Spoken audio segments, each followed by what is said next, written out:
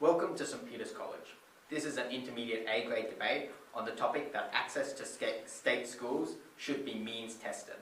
The affirmative is from the state team and the negative is also from the state team. My name is Shiva Mukherjee, the timekeeper is Shiva Mukherjee and the adjudicator is Silas Hartmar. There will be a warning bell of 1 ring at 1 minute and 5 minutes. Points of information may only be offered between those bells. There will be a final bell of 2 rings at 6 minutes. I ask that all mobile phones be turned off or on silent, and I call the first affirmative Max Thomas. When wealthy students who could afford private education detracted from the resources of a struggling public education system, when governments continually funded private schools more than public schools, and when genuinely disadvantaged students only had access to an education system consistently dropping in global rankings, it became abundantly clear that a redistribution of education resources was necessary in Australia. 2 points for you today at first affirmative. 1, why it was principally unjustified for students of a higher socioeconomic status to detract from the education levels of others, and secondly, how we uplifted the quality of education in state schools. Before I get to that, let's go on to some setup. Our model has 3 main prongs. Firstly, we would mean test students' families and all their families, students whose families' household income exceeded $100,000 per annum would be mandated to attend a private school, and we note that this applies from year's reception to year 12. Second prong of our model is that 50% of government funding for private schools under the status quo level will be reallocated to state schools to fund things like 1, infrastructure, 2, teacher development and training, 3, material resources, say chemicals for a chemistry lab. We would also, thirdly, allow students under this $100,000 threshold, if they wish, and had the capacity to do so, attend a private school, as is the case under the status quo. Moving on to the principal point, why it was principally unjustified for students of a higher socioeconomic status to detract from the education levels of other students. First thing to note here is that opportunity cost exists in education funding. That is to say that society only allowed so much funding for education because they had other priorities such as the building of roads, the construction of hospitals, etc., and society only allowed a certain amount of money to be spent on education. Secondly, that meant that the government had to make a choice between funding for private schools or public schools, and that existed along a curve. Secondly, this meant, as idealistic as it was, a drastic funding increase for both private schools and public schools was simply unattainable given the current domestic political climate. Therefore, redistribution was the only way we could actually fix our crippling education system. We say, thirdly, under this point of a principle, that you had no agency over how much money you had into what family you were born. This meant that when students who could afford to attend a public school chose not to, that was a massive burden of resources placed on the public school system. This meant that there was clearly a huge inequity when it came to what level of education public school students could be offered compared to private school students, and we didn't think this was principally justified. This was a mutually exclusive principle to the extent that the opposition has to stand by the status quo, or at least stand by a model, no thank you, where they value people of a higher socioeconomic status to detract from the resources of the state education system. Moving on to my second point, and our main practical point, that is, how we uplifted the quality of education in state schools. I'm going to break this down into 3 points. 1, a large number of students leaving the public sector. Secondly, high socioeconomic students already having an advantage under the status quo. Thirdly, how this leads to a net funding boost for education. And fourthly, how we got more professional development. Moving on to... yeah, I'll take you now. Do you not further socioeconomic divide through turning education into a form of differentiating between income status? We think that on either side there exists a level of stratification. We were happy to accept this because what happened was, even if there was a stratification between public schools and private schools, we didn't reduce it to the lowest common denominator in the way that your side did. That was to say that you couldn't increase funding for both public and private schools because there was no public will to do so, and so the only way you could actually uplift public education was to take money from the private sector or reduce the burden of people who would otherwise afford to go to a private school. And so we say that we are happy to accept that stratification exists if it meant that the public education system was of a higher standard and the education standard overall had a net funding increase that meant a net level of education more broadly was better. So that we were happy to make that concession. Moving on to this point of how we uplifted the quality of education in state schools. Our model obviously removes a large number of students from the public sector.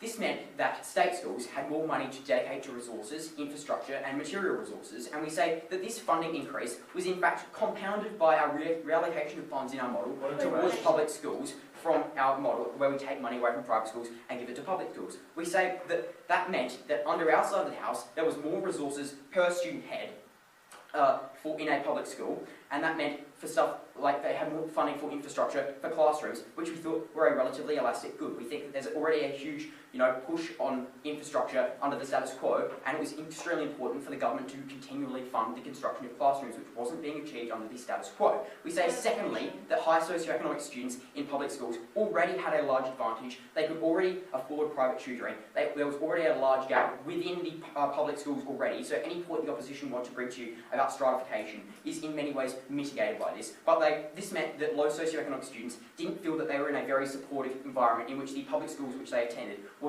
stratified in and of themselves. This meant that huge social differences stratified communities within state schools, and it wasn't a particularly positive learning environment. Thirdly, let's be very clear, this is a net funding boost for education. Previously, state school students now attended private schools where they paid fees, and this meant that private schools had more money for stuff like professional development, which under the status quo was only funded by the private sector. We say that the reallocation of funding in our model means that both private schools, which had more funding from fees from these new students, and the state government taking money from private schools and giving it to public schools, meant that you got more professional development of teachers within the public sector under our side of the house in a way that the opposition never could. Panel, you need to take three things away from this debate. We uplifted the quality of education in state schools by an appropriate reallocation of funding, and it was never principally justified that the opposition continued to stand by a crippling education system where people who could afford to send their children to private schools were continually mooching off an education system that was dropping in global rankings. So proud to propose.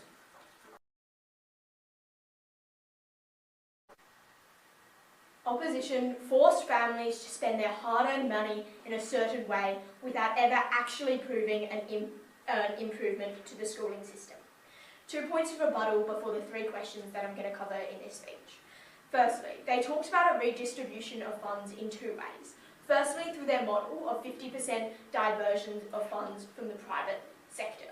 We could equally achieve this under our model, and we were able to implement that just as they were able to.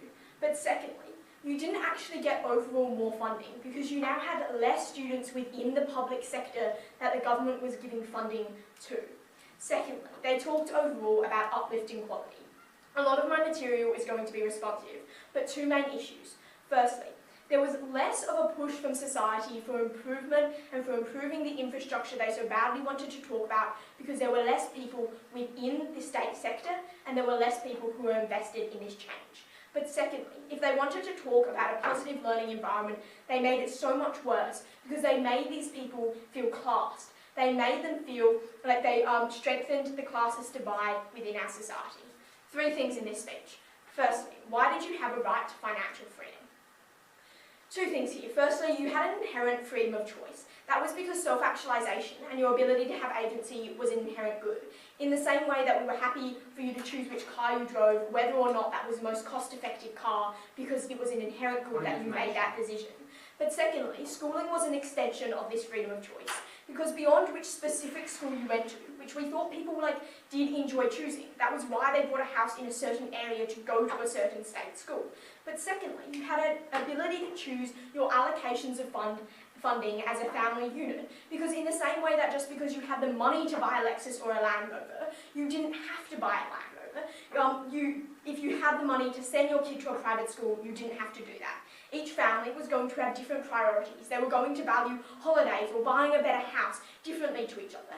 And it wasn't fair for opposition to force families to pay more for a private school that got their kid more sport options or a bigger oval when they didn't personally feel like it benefited their family. Opposition didn't have a right to force that on these families. But secondly, why did means testing result in a worse state school system overall? 2 things to note about the status quo. Firstly, more than 50% of people are currently in state schooling. But secondly, funding is allocated on a per student level. So why does that result in worse resourcing under their model? 2 things. Firstly, the whole idea of economies of scale. Because your per student cost went up for these state schools under the affirmative model, because you still had to pay for teachers or for the same amount of classrooms, but you had 5 less students in that class, which meant that you had less money overall, you had less ability to pay those teachers a higher salary, you had less ability to develop and renovate for a new library. Point of information. But secondly, it no longer was a matter of discourse within society, because less people were overall involved, less people cared. There were now less than 50% of Australians that were involved in this system. You took away the voter base that you currently had under our side. But also, those people that you took out of the state system were the people who had money, who had power within society. What were the impacts of this point? You got overall worse infrastructure and development, which contradicts what they told us at first. But secondly, you got less chance for change and improvement of our state system in the future. Finally, why did means testing actively disadvantage the people who were impacted by opposition's model? Firstly, who was impacted by their model?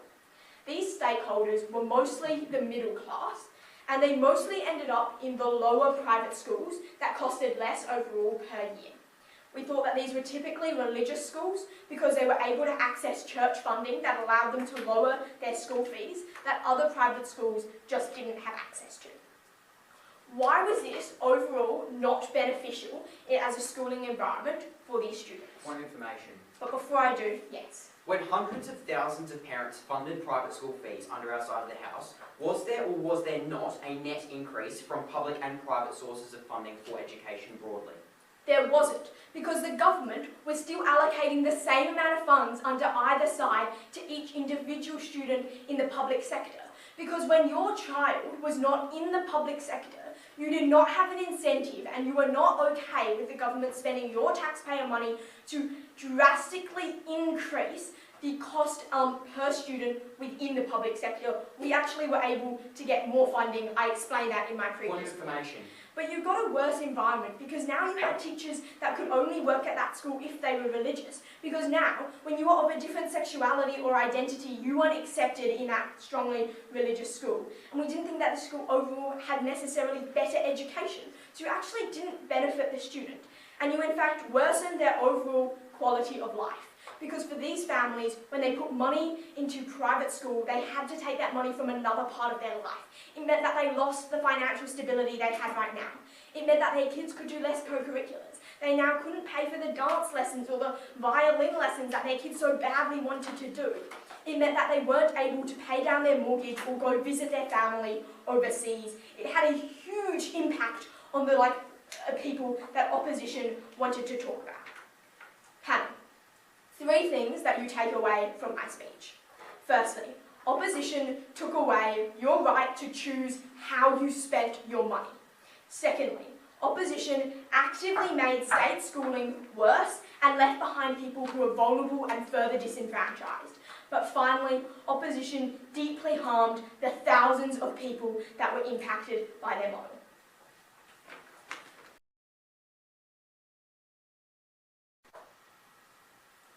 When wealthy parents were allowed to send their children to public schools, despite being able to afford a private education for their child, this hugely detracting resources and opportunities from students with no ability to fund private school fees, it should be absolutely no surprise why the difference in the outcomes between private and public schools is so vast.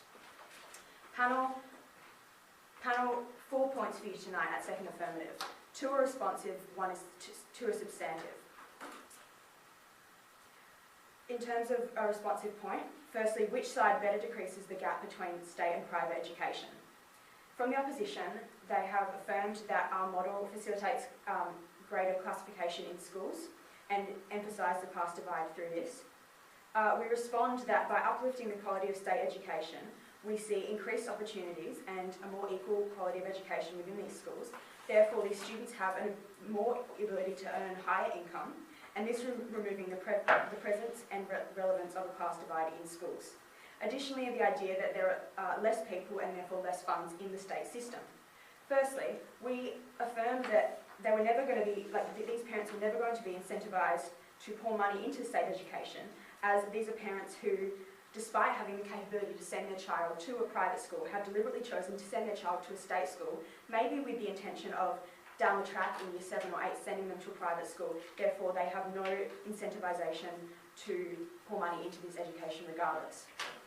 And secondly, whether it's justified to restrict the spending of households exceeding the threshold income. The opposition has introduced the idea that this is their hard-earned money and therefore it is their own choice it's their choice to spend this money however they want.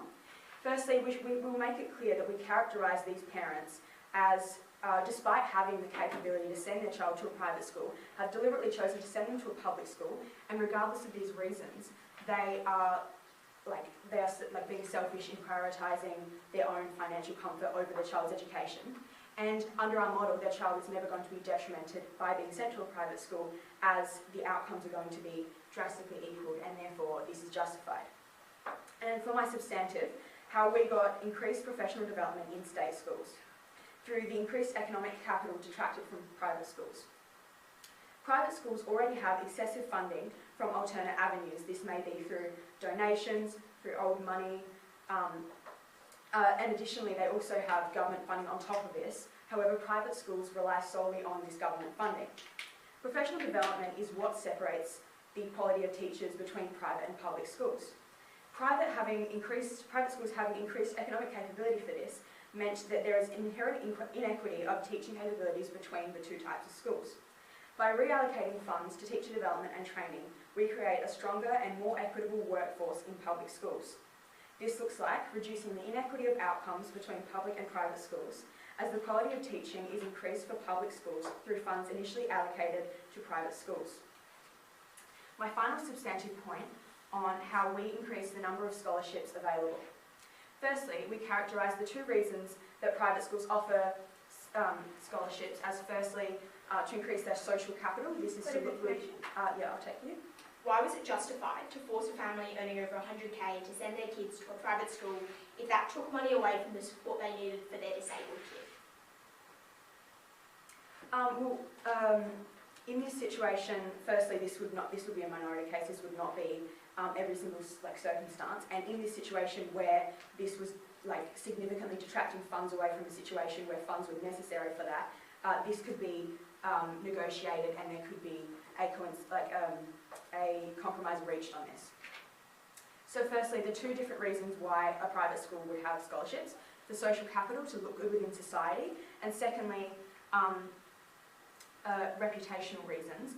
This is they want to pick out the students who are exhibiting high academic abilities, whether they be in the public or private school sector, and they want these students to represent them so that when they go out into the world representing their abilities, they can attribute this to their school. This means that private schools are incentivised to offer scholarships to these students. No, thank you. So how these incentives change? No, thank you. How these incentives change under our model?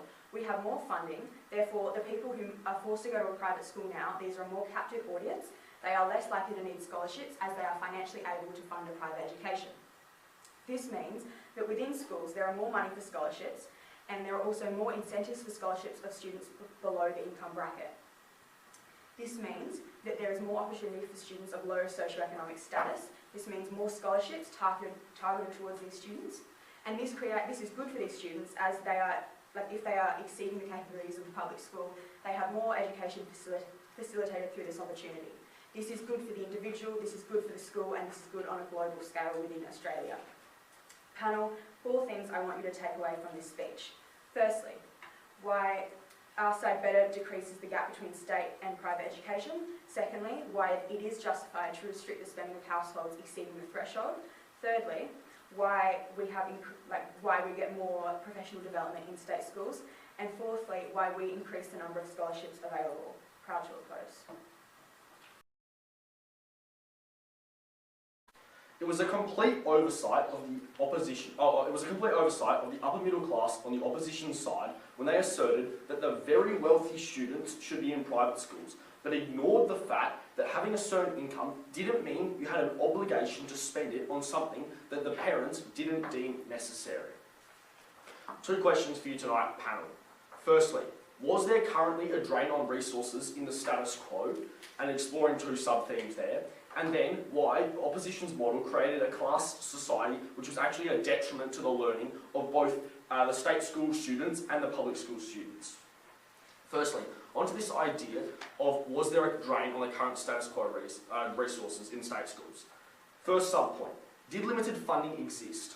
We say a couple of things here. We say firstly that we can meet the funding that the opposition claims so desperately is going to change the state school system. We can meet that in our model. We told you that at first affirmative. We didn't hear any response at second. We told you that first negative. We didn't hear any response at second affirmative on how we could meet their funding. So that must still stand. And if anything, you'll hear in a minute that we were actually able to increase funding in state schools because, as you heard at first and you hear later on in my speech, the wealthy students ultimately were the ones with power in society, and when you took away all of the people with power from one section of society and grouped them all together, what happened is that the attention that was given to state schools and the quality of education by these powerful parents was complete zero, because none of their children actually attended these schools, and so we saw less funding for these state schools, where more funding was there currently, because their parents were involved and had an incentive to actually care about the quality of education that came out at state schools. Even if, how do we actually better state schools? And we heard a lot of material from us at First and Negative on how we did this.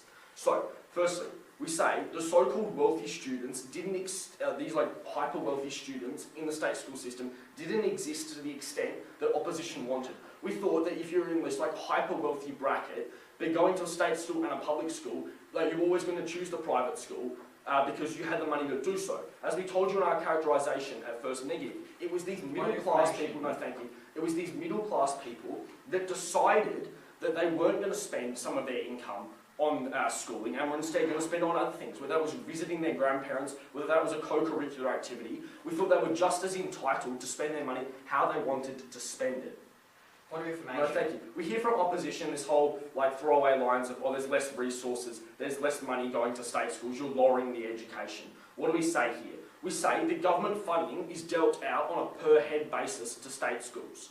We say that because there is now 5 or 6 more people in your class, that maybe would be excluded, and I'll take you in a second, that would be excluded out of, it would be excluded under opposition model. All of the money that comes from those 5 or 6 students can go to other things, whether that was better teachers, whether that was better facilities, whether that was better opportunities. If the opposition cared so much about these better teachers, then they would see that the more funding that letting wealthier students go to state schools meant that there was actually a better quality of education for all of the people in state schools. And I'll take you. The point was that the government only valued financial freedom up to the point that it didn't harm society. That's why people paid income tax to support society, and you couldn't bribe your way into a university degree. Financial freedom wasn't ultimate.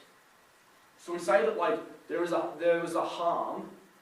Yeah, so we say that there is a harm because these students get a lower quality of education. We said that actually there wasn't a harm in allowing these students to go to a state school because these students actually increase the quality of education that other students at the state school receive, and so we thought that was a benefit that couldn't exist under the opposition side when all of these students left and there was less people in the system of the state schools. So, moving on to the substantive, why classism existed in the affirmative team's world and why that was such a detriment to society. Firstly, we want to characterise the current students of the current public schools. So we say that there isn't much looking down on the public and state school education system. We say that when you're in university and someone asks you what school do you go to and you reply with a public school, it is not determining of how much wealth you have. Instead, it is, oh, they went to a public school. Okay, whatever. I don't know how wealthy they are. We say that there is actually very good reputations that exist in public schools because that was the reason that parents decided to buy houses in Kensington and send their kids to specific schools because these schools had such a good reputation. We didn't think the quality of education and the values and stuff of these state schools was so far below private schools. We thought these pretty well matched. Why did this change in the opposition's world? This characterisation changed when you grouped all of the lower SES people together and all of the higher SES people together. No, thank you. This characterisation meant now that when someone said at university, oh, I went to a public school, you instantaneously knew that they were someone from a lower SES background. We thought that added to a class society because it was very simply the question of did you go to a public or private school now very simply turned into the fact of are you poor, are you not? And we thought that was a detriment to the world and that was one which was unavoidable under the opposition's burden. So we thought, and ultimately we thought that your financial freedom meant that there were these students of lower SES backgrounds were protected in the public school system, because as I said, you go into a public school meant nothing about your wealth status, but under the opposition's world, it had to mean something about your wealth status. We thought that actually this created a massive divide in society, and we thought that this was to the detriment of all people in society. We thought that these richer students became more off in their own bubble, and we thought that the lower SES students became more off in their own chamber. We thought that was worse for society, and we thought that that went backwards on the decades of work we'd done to make the society like homogenous and make your socio-economic background matter less. It's because of these reasons. It's because I was able to prove in this speech that there was less drain, there was no drain on the resources in the status quo, and actually the status quo benefited these state schools, and also that I was able to prove that a class society would exist under opposition's model that we take this debate.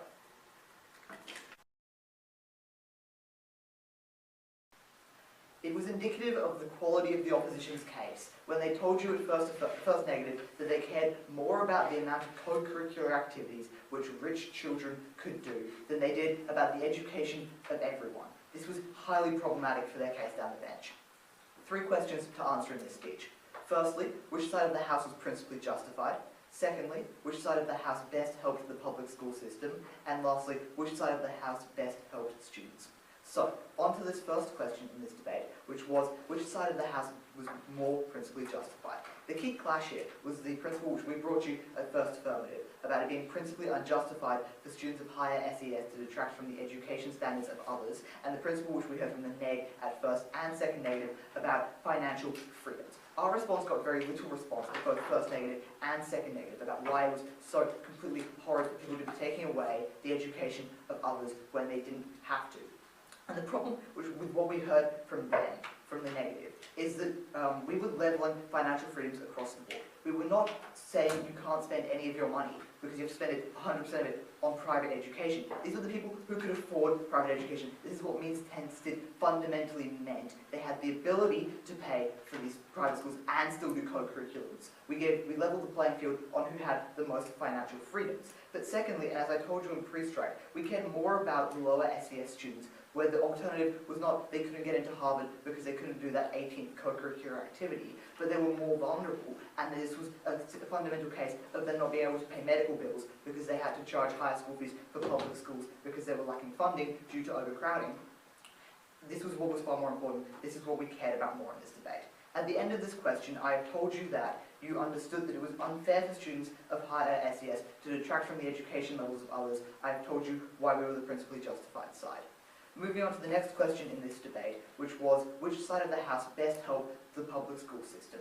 The key ideas here were, firstly, who will be able to actually increase funding per student, and secondly, will be able to keep public education in public discourse. And before I get into these 2 things, I will take you. In a country that allowed you to spend your money wherever you wanted, why was this going to be excluded just for education?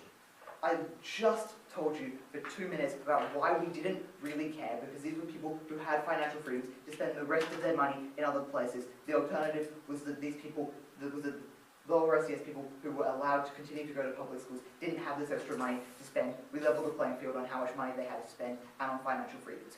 Back to what I was saying about this question of which side best helped the public school system. So firstly, on this idea of increased funding per student. At first and at second negative, they told you that they can meet up funding. Well, they fundamentally misunderstood, and what we brought you at first affirmative to absolutely no response is that when we put more students in private education, we could take a larger slice of the pie of what the government gave to these private schools, because they now had more money coming in from the fee-paying students in their schools. This allowed us to move more money from the private sector into the public sector than the opposition could. They misunderstood our mechanism when they told you that they could meet our funding.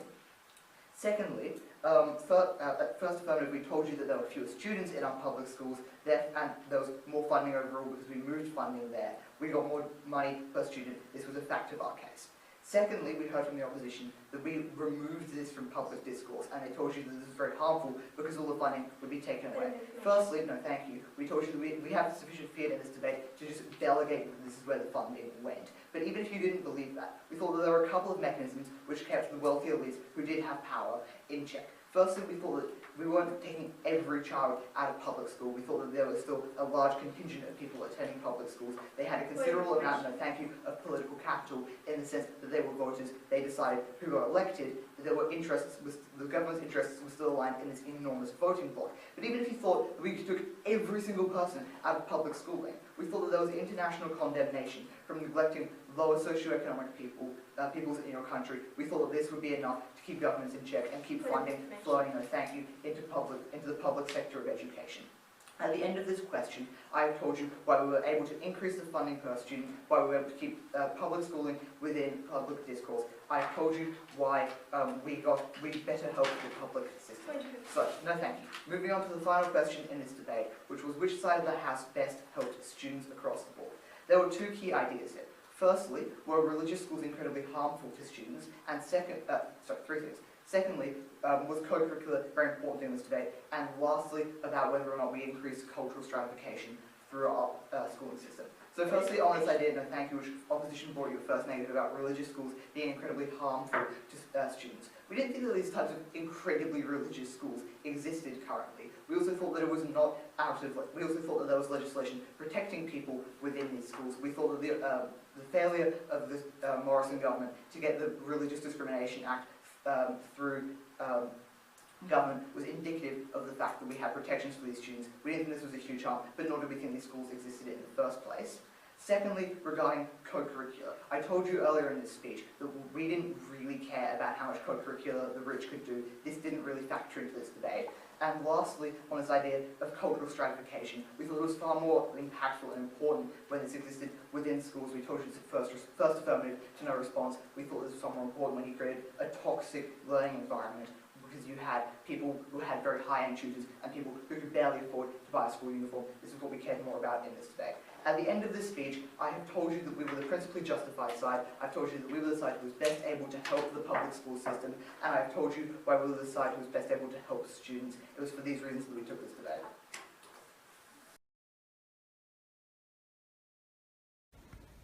Those with the most political power, those who have influence over where government funds are potentially allocated, are now barred from any connection to the public school system under the affirmative. Any incentive that the wealthier may have had to further the resources in these schools is lost, because there is now no possible benefit that they could gain through this. In short, it is the public schools that are harmed the most. It is these schools that become starved for support under the opposition.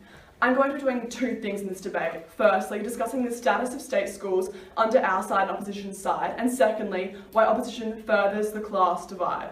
So looking at this first question, the opposition talks a lot about lifting up the public school system for a side that actively bars thousands of students from this sector, and therefore creates a system that has to go without the funds and school fees it previously relied on. Looking at this first point within this, of the reputation of either school under both sides, no thank you.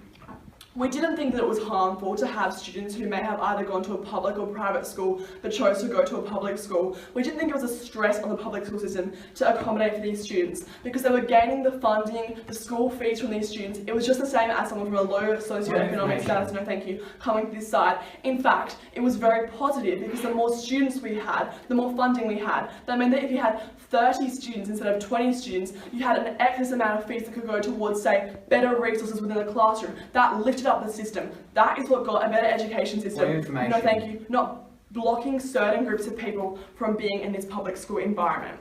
But further, why was it harmful to have, as the opposition painted it, to have people wanting to come to these public schools if they, say, could have afforded a different model, if it clearly showed that these people weighed up the options, preferred the public school system, thought that was better, thought, yes, I'll save my money for some other area of my life, I'll send my kids to public school. No thank you, as we told you in a second, I'll even move houses just to go to this specific public school with zoning laws.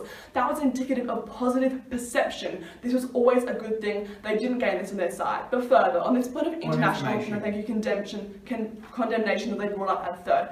We didn't think this was accurate, because we didn't think that other countries would be so focused on our education system that was what being raised. We have, like as it goes, we're a democratic country, we have a fairly good education system. Countries with very poor education systems don't really receive that much condemnation. Why would Australia be the ones receiving this condemnation? No thank you, that was not an accurate mechanism. It was not something that would produce better education systems under their side.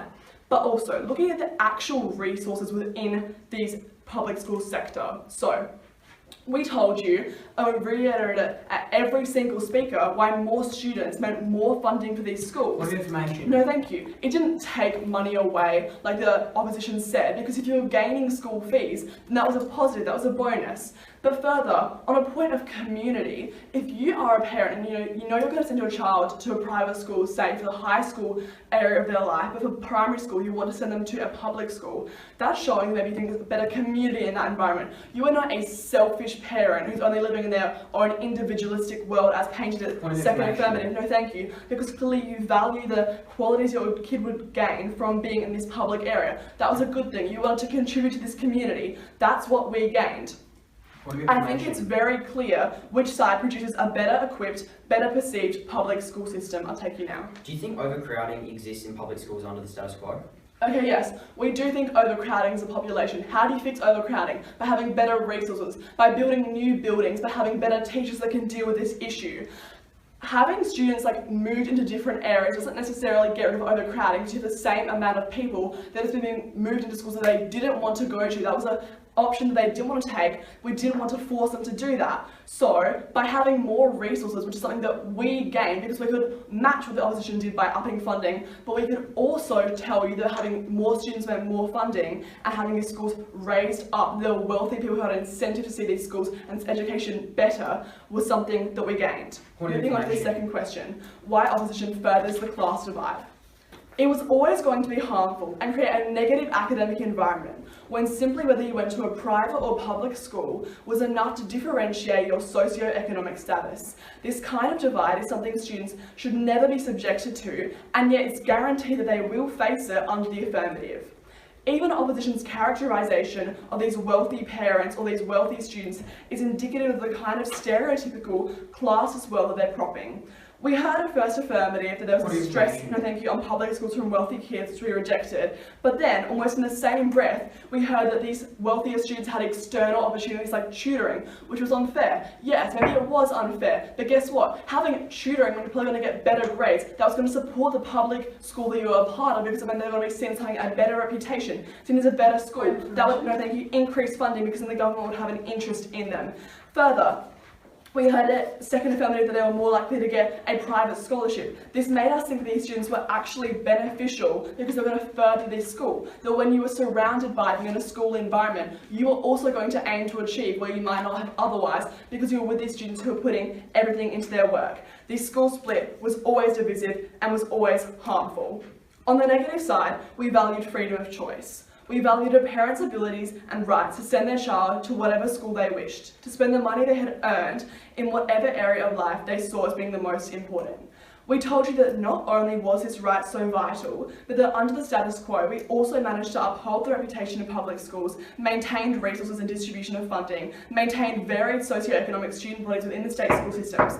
But above all this, it was our fundamental opposition to the class systems made all the more pervasive and harmful under the affirmative that made us so proud to not only oppose, but also made it so easy to take this debate.